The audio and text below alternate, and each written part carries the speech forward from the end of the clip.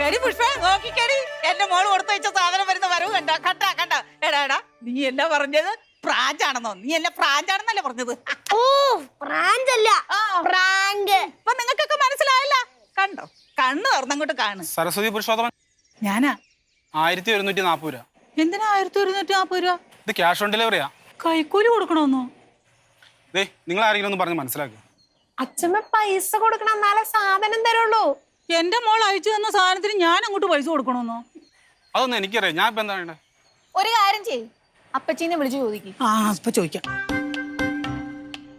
Loud സ്പീക്കറിലിടും. ആ മോളെ സരിത അമ്മേ പാർസൽ വന്നോ? ആ വന്നു മോളെ ദേ ഈ ചെറുക്കൻ എന്തോ പൈസ ഒക്കെ കൊടുക്കണമെന്നാ പറയുന്നേ ആ അതാ ഞാൻ പറഞ്ഞ സസ്പെൻസ്. ഞങ്ങളുടെ പുതിയ സംരംഭമാ. അമ്മയാണ് ആദ്യത്തെ കസ്റ്റമർ. ഉപയോഗിച്ച് നോക്കിട്ട് അഭിപ്രായം പറയണേ. ആ മോളെ ആ ഞാൻ കുറച്ച് ബിസിയാ, പിന്നെ വിളിക്കാം.